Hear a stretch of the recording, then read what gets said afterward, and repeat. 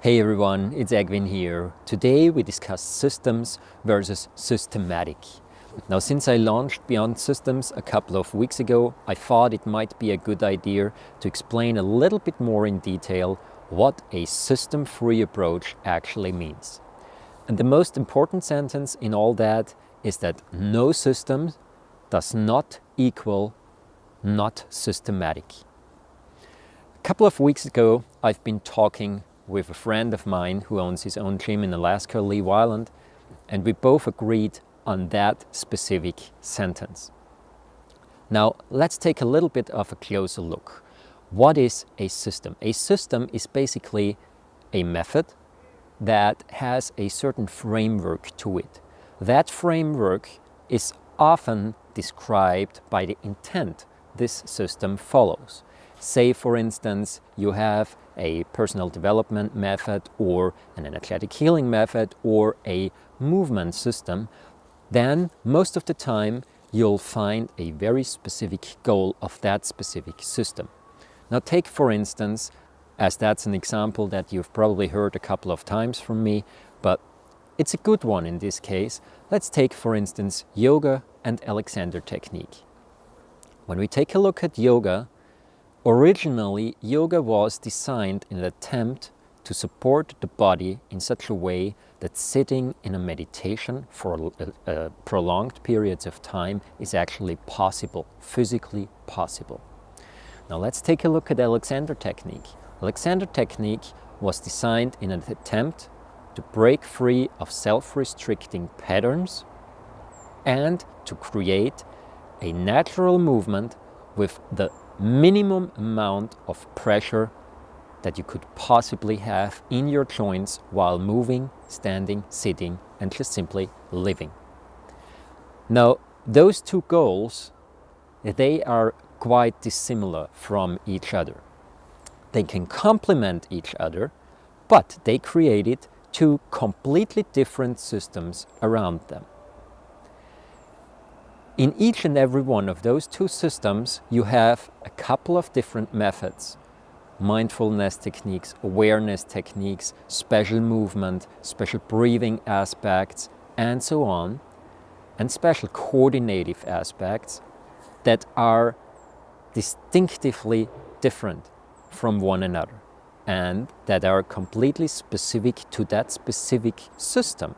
So a yoga posture and the alignment that you seek in this posture is completely different from the attempt to reach really completely free-flowing natural movement, like, for instance, Alexander technique or Franklin method and a couple of other methods that are out there are trying to do.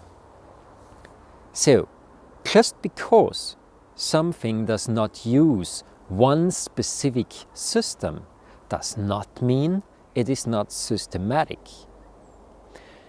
A system is defined by its original intent and the methods that are in there. If, for instance, we take Chinese medicine is a rather complex and pretty holistic system, but still, it is not a complete system. There are still flaws in there. There are still bits and pieces missing that you just simply cannot train or develop using Chinese medicine with. So when you take a closer look at systematic literally only means that you have a goal and you have a toolkit that's comprised of different methods.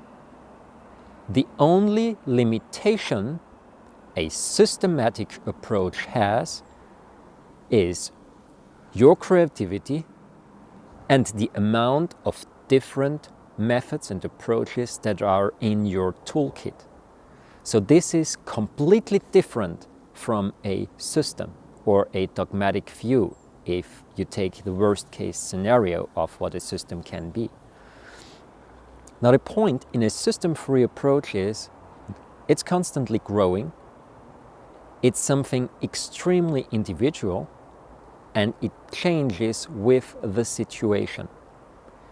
So even though, for instance, healthy body movement might be the final goal that one seeks, the approach to get there is extremely individualized and is not stuck to either Tai Chi or yoga or Alexander technique or osteopathy or sports or fitness training or athleticism and so on. So a truly system-free approach literally uses many different tools and arranges them in a systematic order to best possibly achieve a certain goal in a specific situation with a specific person. Also, in a system-free approach, at least how I understand it and how I practice it in BeyondSystems, it's basically about principles, about fundamental principles, many of which can be found in a lot of those older traditions and also modern therapy systems, modern movement systems and so on, because they represent the very foundation of how our body-mind connection, our biomechanics and our physiology actually work. And this is where it really gets interesting, because as soon as we work with fundamentals, then it is possible to literally create a foundation on which we can build a foundation where later on it doesn't matter which system you add to it due to a shift in interest. Maybe I want to try out dance, maybe I want to try out martial arts, maybe I want to try out rock climbing, whatever. But once the foundation is clear, not just the mental foundation, not just the understanding, but also the physical foundation of how the body actually works, then it's easy to adapt to different systems. Because, as mentioned before, systems often take a view on a person or on a specific goal out of one special perspective. And this perspective doesn't necessarily represent basic principles.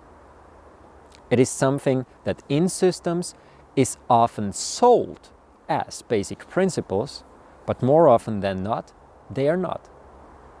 So this is the main difference for me between systems and systematic.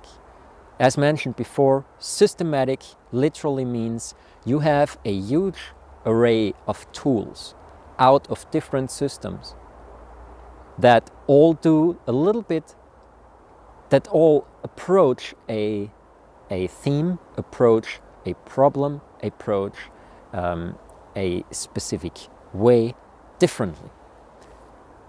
And that's what systematic is all about. You need to know your tools. Once you know your tools, you can easily arrange them in a completely systematic way to create the best possible outcome. But it's still not a system, because it allows for variation, and it allows for adaptation, and it allows for constant growth and learning. All right, that being said, have a wonderful day. Think about it a little bit. For those of you who are already waiting, I filmed the last part of the next How to Walk Correctly tutorial yesterday. So it's just about literally cutting all the bits and pieces together, and then you'll have the next part, not the final, but the next part on how to walk correctly. Yeah, see you soon. If you liked the video, give it a thumbs up. Make sure to subscribe or share it. All the best. Can check out a couple of links in the description below, and have a wonderful time. See you around and have a great day. Bye.